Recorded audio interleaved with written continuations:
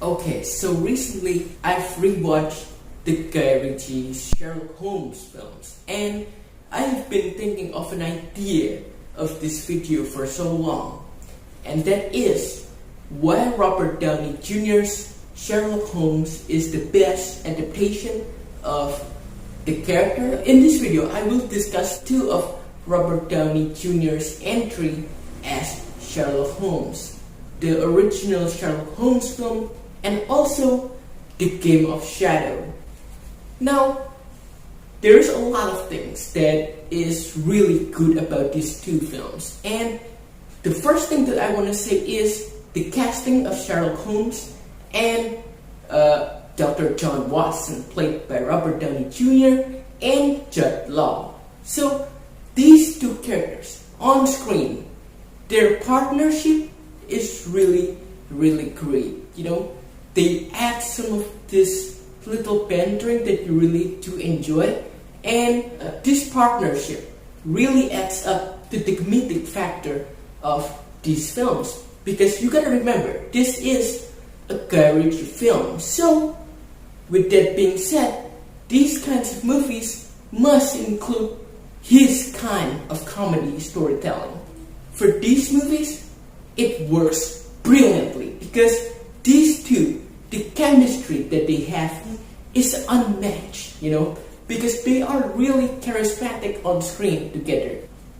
And I love how they form this love-hate partnership in this film. They form it naturally and also really funny together on screen. Now, let's talk about Sherlock Holmes as a character. I don't know why people are so into the idea of just Sherlock Holmes is just a detective. No more than that. He's not an action hero. And my question to that is, why can he be both? This version of Sherlock Holmes is more leaning to the action character category, and it really didn't ruin the film. It really boosted up the entertaining factors of both of these films, and it really works very well.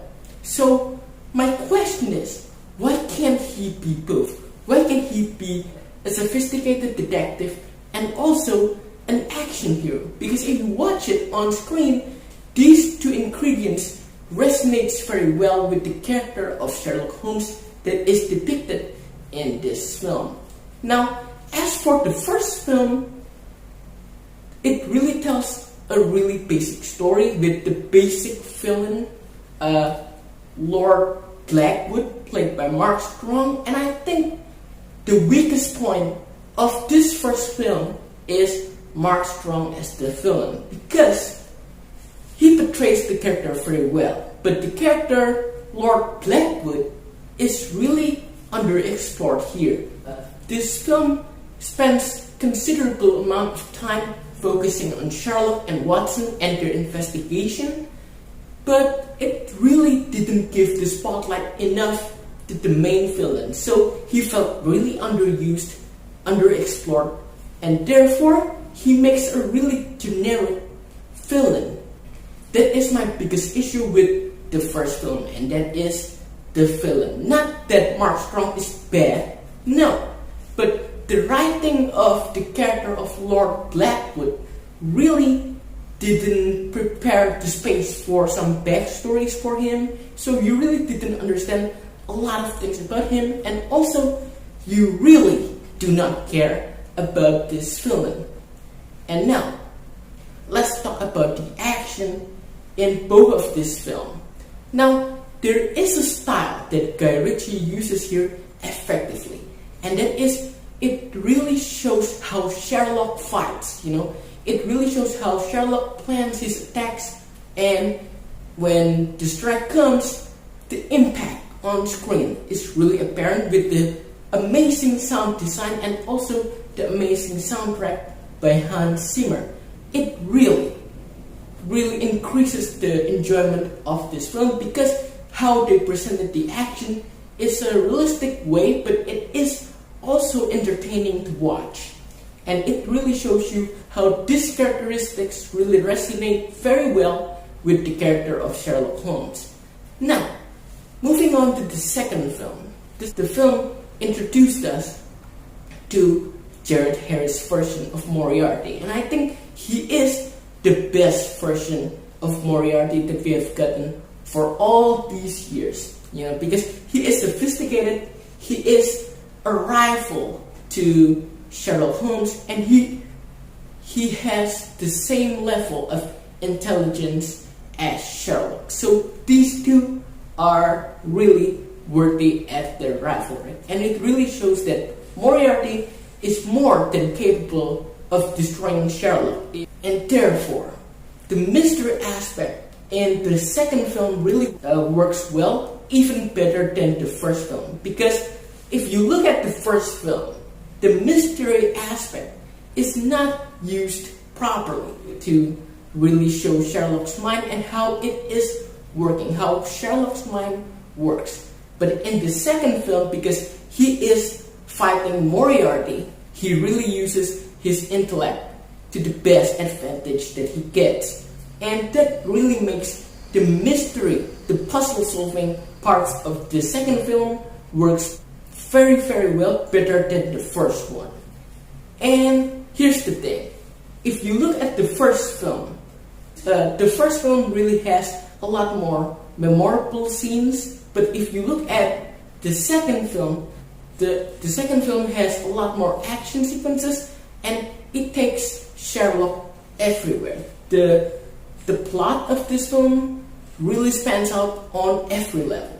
This second film is really large, really bombastic, really action-packed, but for some reason there's a point in the story that you are feeling kind of disjointed, because there's a lot of stuff happening in the second film, and sometimes you really cannot understand what's going on, because there are a lot of things juggled at you in the second film. But in the first film, the story felt very self-contained, and for that I liked the first film a little bit more than the second film. I know the second film really introduced us to the Sherlock Holmes and Moriarty dynamic as a villain, and I really liked it. But I prefer the first film because the story is more self-contained and the atmosphere really works.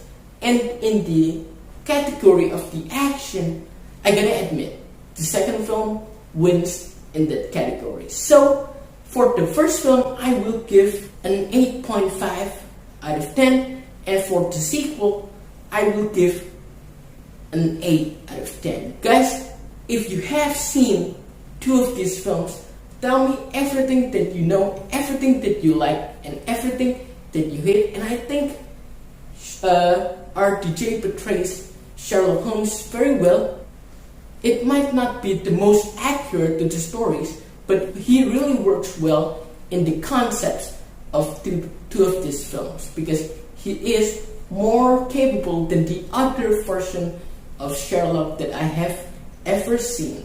Guys, I think these movies are intended to be standalone, but if you want to watch it as a back-to-back viewing, I really think you're gonna get a lot of enjoyment out of them both, because I see this. That's why I watched this film back-to-back, because I really wanted to dive into the Sherlock world, and I view these two films as a one big Sherlock adventure. So now moving on, because I've heard a long time ago that Sherlock Holmes 3 is in development.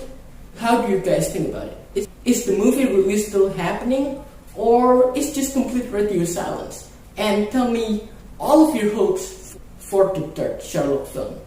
Do you want the third film to be a rematch for Sherlock and Moriarty, or you want the third film to introduce a really brand new villain? Tell me everything that works for you in these movies, and tell me all of your hopes for the third Sherlock film. So, see you on the next video, guys, and thanks for watching.